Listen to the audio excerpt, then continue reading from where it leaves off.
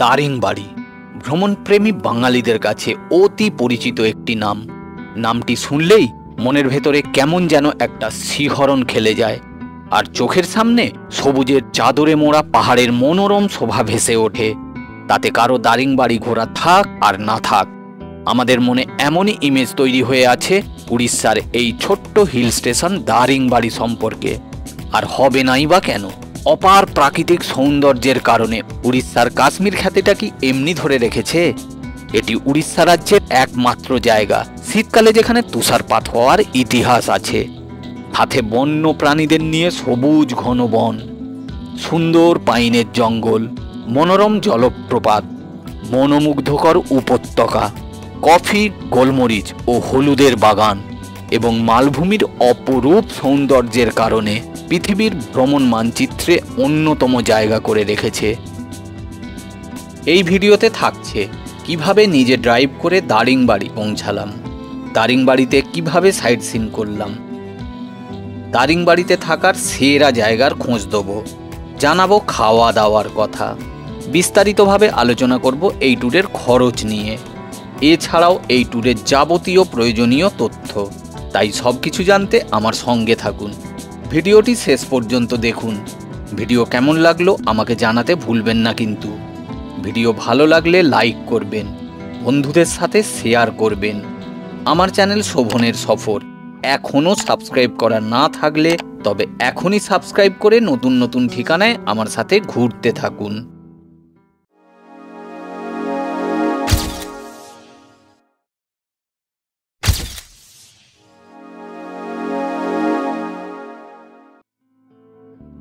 Good morning. এই সুন্দর সকালে আমার চ্যানেলে সবাইকে স্বাগত জানাই। আজ আমরা সালুয়াপল্লী থেকে স্টার্ট করেছি, যাব দারিংবাড়ি। গতকালের সালুয়াপল্লী ভ্রমণের ভিডিও যদি কারো না দেখা হয়ে থাকে তবে স্ক্রিনের ওপরের লিঙ্ক থেকে অথবা ডেসক্রিপশানেও লিঙ্ক দিয়ে দিয়েছি, সেখান থেকেও দেখে নিতে পারবেন।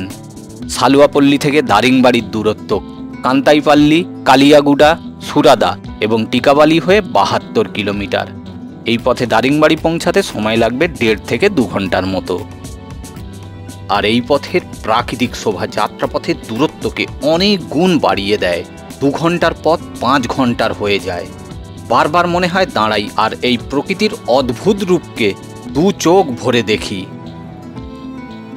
কাজুর বাগান আর ভুট্টা চাষ, কিছু কিছু জায়গায় ধানের চাষ, এই সবের মধ্যে দিয়ে অপরূপ প্রাকৃতিক সৌন্দর্যের মধ্যে দিয়ে আপনি যাত্রা করবেন। অসম্ভব সুন্দর এই যাত্রাপথ। আমার মতে এই পথে একবার অন্তত এসে ঘুরে যান, মন ভরে যাবে। রেলপথে দারিংবাড়ি পৌঁছাতে হলে প্রথমে হাওড়া অথবা শালিমার অথবা সাঁতরাগাছি থেকে ট্রেন ধরে উড়িষ্যার ব্রহ্মপুর নামতে হবে। রাতে ট্রেন ধরে সকালে ব্রহ্মপুর পৌঁছানো যায়। 12863 হাওড়া SMVB বেঙ্গালুরু এক্সপ্রেস রাত 22টা 50 হাওড়া ছেড়ে সকাল 7টা 20 ব্রহ্মপুর নামায়। 18047 অমরাবতী এক্সপ্রেস রাত 23টা 15 শালিমার ছেড়ে সকাল 8টা 10 পৌঁছায় এবং 12839 চেন্নাই মেল হাওড়া থেকে 23টা 55 ছেড়ে সকাল 8টা 30 ব্রহ্মপুর পৌঁছায়। ভাড়া পড়ে স্লিপার ক্লাসের জন্য 318 টাকা, হার্ড এসি ইকোনমির জন্য 773 টাকা, হার্ড এসির জন্য 881 টাকা, সেকেন্ড এসির জন্য 1235 টাকা এবং ফার্স্ট এসির জন্য 2160 টাকা। এরপর স্টেশনের বাইরে থেকে গাড়ি বুক করে 125 কিলোমিটার দূরে দারিংবাড়ি সহজেই পৌঁছানো যায়। এই পথে সময় লাগে 2.5 থেকে 3 ঘন্টা। ভাড়া পড়ে ছোট গাড়ির জন্য 2600 থেকে 3000 টাকা আর বড় গাড়ির জন্য 3500 থেকে 3800 টাকার মতো। এছাড়াও ভুবনেশ্বর থেকে রাতের বাসে সকালে পৌঁছে যাওয়া যায় দারিংবাড়ি। দূরত্ব 240 কিলোমিটারের মতো। ভাড়া পড়ে 550 থেকে 600 টাকার মতো। আর মাত্র 13 কিলোমিটার দূরে আছি দারিংবাড়ি থেকে। সালুয়াপল্লী থেকে 8:45 স্টার্ট করেছিলাম। এগিয়ে চলেছি আজকে আমাদের থাকার ঠিকানায় তথা দারিংবাড়িতে থাকার সেরা ঠিকানায়, অর্থাৎ দারিংবাড়ি নেচার ক্যাম্পে, যা দারিংবাড়ির ভিড় থেকে 3 কিলোমিটার দূরে পাহাড়ের চূড়ায় অবস্থিত। পৌঁছে গেলাম নেচার ক্যাম্পে। সামনের এটা ডাইনিং কাম রিসেপশন। এই 3 নম্বর ট্রাইবাল কটেজে আমরা আজকে থাকবো। আগে ওটা আমার গাড়ি, নিয়ে এসে এই কটেজের পিছনটাতেই রাখবো। কটেজের চারিদিকটা এইভাবেই সুন্দর ফুল গাছ দিয়ে সাজানো। প্রতি কটেজের সামনে সুন্দর বারান্দা, বারান্দার সামনে অনেকটা খোলা জায়গা। রুমে প্রবেশ করছি। কিং সাইজের বেড, দেয়ালে সুন্দর সুন্দর পেন্টিং ফ্রেমে বাঁধানো, সাইড টেবিল, তার উপরে intercom, centre table with sofa cum bed, একটি study table with chair, dressing table, একটা ওয়ার্ড্রব। টয়লেটটা ঝকঝকে পরিষ্কার, ডব্লিউসি, মিক্সচার, শাওয়ার, গিজার এবং ওয়াশ বেসিন সহ মডার্ন ফেসিলিটি যুক্ত। সারা বছরই এখানের আবহাওয়া মনোরম হওয়ার কারণে এদের কোনো রুমেই এসি নেই, তবে একটা সিলিং ফ্যান অবশ্যই থাকে। রুমের বাইরে থেকে বারান্দা থেকে প্রকৃতির দৃশ্য মনোমুগ্ধকর। চেক ইন করার পর একটু ফ্রেশ হয়ে এখন আমরা ডাইনিংয়ে এসেছি, লাঞ্চ করছি। ইতিমধ্যেই আপনারা জেনেছেন উড়িষ্যা ইকো ট্যুরিজমে রুম রেন্টের সঙ্গে দুজনের থাকা খাওয়া ধরা থাকে। খাবার এসে গেছে, ভাত, ডাল, মিক্স ভেজ, রায়তা, আলুর চোখা, আর এটা কিসের একটা তরকারি করেছে এখন বুঝতে পারছি না না খেয়ে। এদের স্টাইলের উচ্ছে ভাজা, চিকেন, পাঁপড়, কাঁচা পেঁয়াজও চলে এসছে। তাহলে তাড়াতাড়ি লাঞ্চটা সেরে নিই, তারপরে আমরা ঘুরতে বেরোবো। লাঞ্চ কমপ্লিট, বেরিয়েছি সাইট সিন করতে। আমি আমার নিজের গাড়িতেই যাচ্ছি। আপনারা রিসর্টে বলে গাড়ির ব্যবস্থা করে নিতে পারেন। গাড়ি ভাড়া নেবে 1200 টাকা ছোট গাড়ি, 1600 টাকা বড় গাড়ি। পৌঁছে গেছি দারিংবাড়ি কফি গার্ডেনে। শুধু কফি বললে কিছুটা ভুল হবে, কারণ কফির সাথে এখানে প্রচুর গোলমরিচ চাষ হয়। প্রবেশ মূল্য জনপ্রতি 10 টাকা। বাগানের ভেতরে আর বাইরেও অনেক এই রকম কফি, গোলমরিচ, হলুদ এবং বিভিন্ন রকমের মশলা নিয়ে এই রকম দোকান আছে। যাই হোক, এবার বাগানটা ঘুরে দেখা যাক একটু। বাগানের ভেতর দিয়ে এই রকমই সরু রাস্তা করা আছে।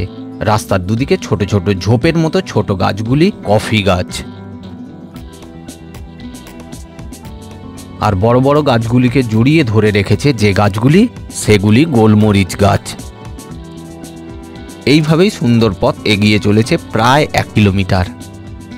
সবুজের মধ্যে দিয়ে রোদ ছাওয়ার খেলা দেখতে দেখতে হাঁটতে বেশ ভালো লাগছে। আর ক্লান্ত হয়ে পড়লে যে বেঞ্চ করা আছে তাতে বসে পড়লেই হলো। চলতে চলতে এই সুন্দর ফুলের গাছ, যদিও নামটা আমার জানা নেই, ওদের মামের ফটো সেশন, এই করতে করতেই বাগান ঘুরে নেব। বাগানের শেষ প্রান্তে এই দারিংবাড়ি ক্যাফে, এখানে এখন আমরা কফি টেস্ট করব। नहीं 50 টাকা। 50 টাকা। আর এইটা কি কফি? ये का ये रोस्ट করা হয়েছে। আচ্ছা, ওটা রোস্ট করা, এটা কাঁচা। আচ্ছা, কাঁচা। ये কাঁচা। কাঁচাটা। ক্যাফের পাশেই এই চিলড্রেন পার্কটি, আর এতে কিছু বাচ্চাদের জন্য রাইডস করা আছে। কফি গার্ডেনের সামনে রাস্তার বিপরীতে ছোট এই পাইনের জঙ্গল, চাইলে 5 মিনিট ঘুরে নেওয়া যায়। বেশ ভালো লাগলো আমার। পৌঁছে গেলাম মৃদুবান্দা ওয়াটারফলসের এন্ট্রি পয়েন্টে। এখানে গাড়ির এন্ট্রি 50 টাকা দিয়ে আমরা এগিয়ে যাব। আর এটা দেখে খুব ভালো লাগছে যে এখানে যা ট্যুরিস্ট দেখছি সবই বাঙালি। এন্ট্রি পয়েন্ট থেকে 800 মিটার আসার পর এই পার্কিংয়ে পৌঁছালাম।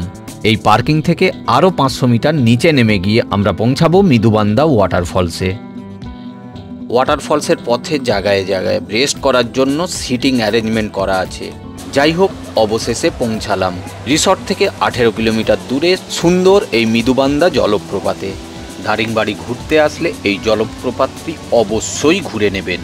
জলপ্রপাতের মতোই চারিপাশের প্রাকৃতিক শোভাও খুব সুন্দর। কিছু লোকাল ট্যুরিস্ট থাকলেও বেশিরভাগটাই বাঙালি, যেটা আমার কাছে সত্যিই খুব আনন্দের।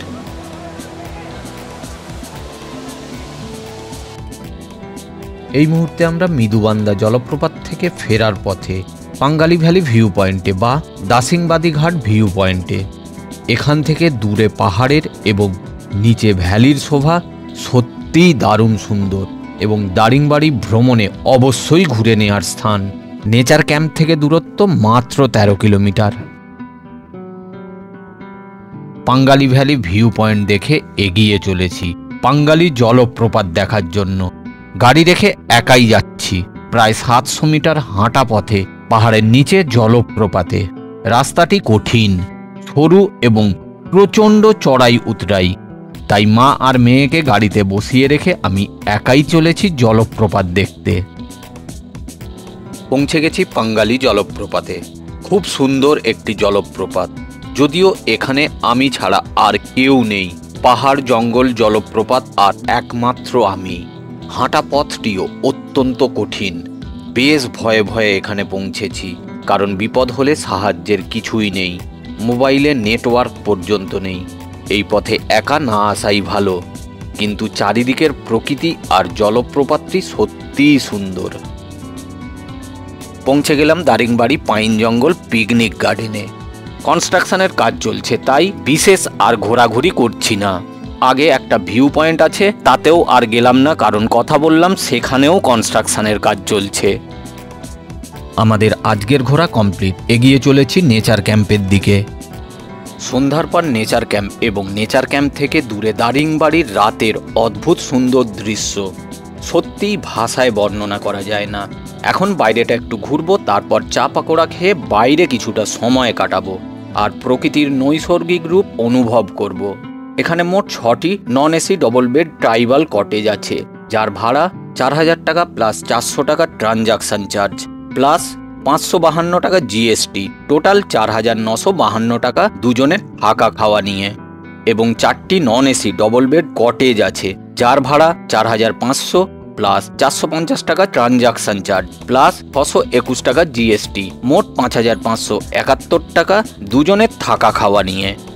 যেহেতু এটা ইকো ট্যুরিজম, তাই লোকালিটি থেকে কিছুটা দূরে শান্ত ও নিরিবিলি পরিবেশে হয়। রাতে প্রচুর আলো থাকে না চারিদিকে, তবে পাওয়ার ব্যাকআপ থাকে। চারিদিকে জঙ্গল ও প্রচুর গাছপালা থাকে। ক্যাম্পাস বিভিন্ন রকম ফল ও ফুলের গাছ দ্বারা সুসজ্জিত হয়, তাই কীটপতঙ্গ থাকা খুবই স্বাভাবিক। তবে রুম যথেষ্ট পরিষ্কার পরিচ্ছন্ন ও সাজানো গোছানো হয়। রাত 8:30 বাজে ডাইনিংয়ে এসে ডিনার করছি। আমি আর মেয়ে রুটি খাবো। শ্রাবণী ভাত, ডাল, সবজি, বেগুন ভাজা এবং ডিম কারি। এরপর নিশ্চিন্ত একটা ঘুম। আবার দেখা হচ্ছে কাল সকালে। Good night.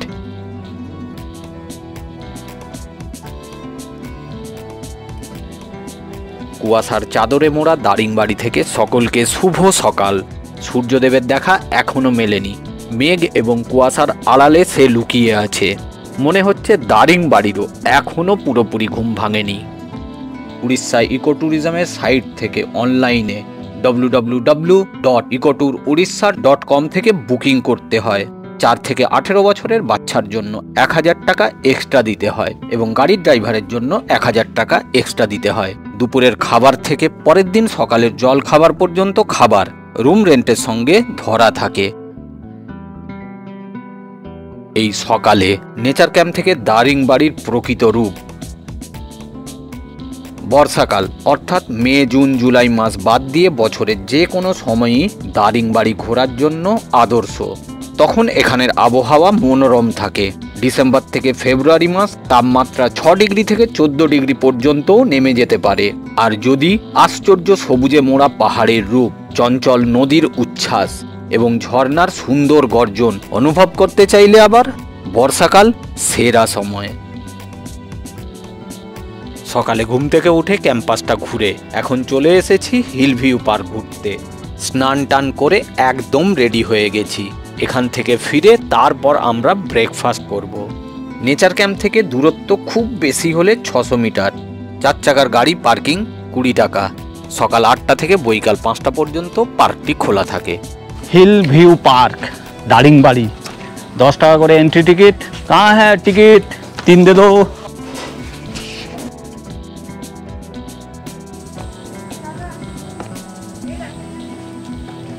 কি এগুলো এখানে সিটিং অ্যারেঞ্জমেন্ট করা আছে। সবে সকাল হয়েছে, আমরা সকাল হতে হতেই চলে এসেছি। এই পার্কটা অপারেট করে হচ্ছে এখানকার লোকাল পঞ্চায়েত।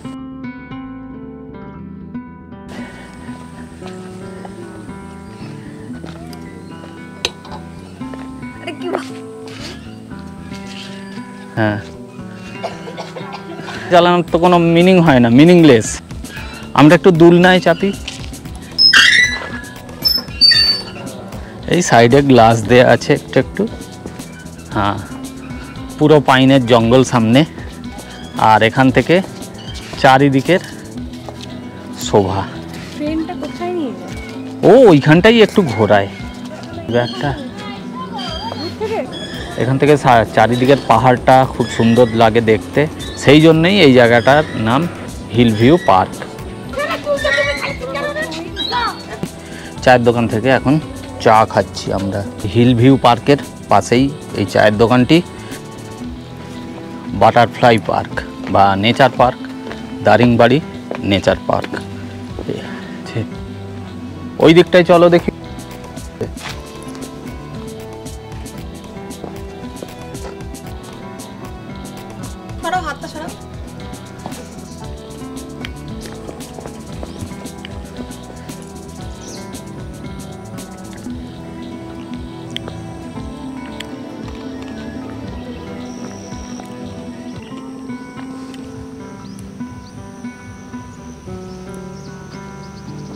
এই ফুলের মধ্যে আমি কিন্তু অদ্ভুত সুন্দর লাগছে এই ফুলগুলো, দারুণ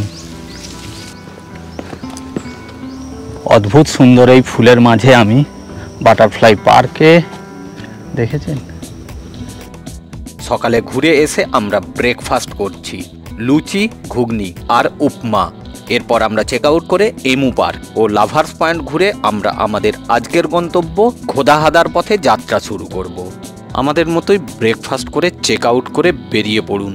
hill view park, butterfly park, emu park এবং লাভার্স পয়েন্ট ঘুরে চলে যেতে পারেন ট্রেন ধরতে ব্রহ্মপুর, অথবা যদি পৌঁছাতে চান গোপালপুর, রম্ভা কিংবা সোনাপুর। গাড়ি ভাড়া পড়বে ছোট গাড়ির জন্য 3200 থেকে 3500 টাকা, বড় গাড়ির জন্য 4200 থেকে 4300 টাকা। গাড়ির জন্য রিসর্ট ম্যানেজারকে বলতে পারেন। মোবাইল নাম্বার 9677955756 অথবা 8144421667। এছাড়াও কথা বলতে পারেন ব্রহ্মপুরের পাত্র ট্যুর অ্যান্ড ট্রাভেলসে। আর যদি এগুলি ঘুরে রিসর্টে ফিরে আসতে চান তাহলে গাড়ি ভাড়া পড়ে 1200 থেকে 1500 টাকা হাফ বেলার জন্য, এবং সম্পূর্ণ দিনের জন্য 2200 থেকে 2500 টাকা। জন প্রতি 10 টাকার টিকিট নিয়ে আমরা প্রবেশ করছি এমু পার্কে। এমু পার্কে থাকার জন্য কিছু টেন্ট আছে। এখানে থাকতে চাইলে মিস্টার রামকৃষ্ণ পাত্রর সঙ্গে যোগাযোগ করতে পারেন।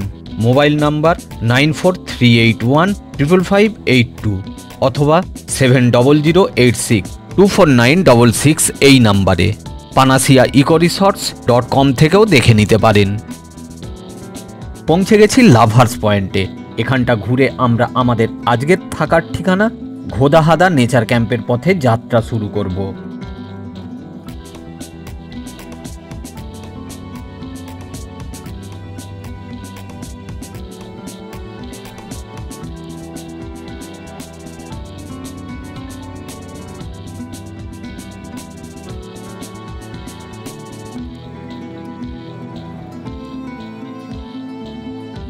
আমার সঙ্গে থাকার জন্য, ভিডিওটি শেষ পর্যন্ত দেখার জন্য অনেক অনেক ধন্যবাদ।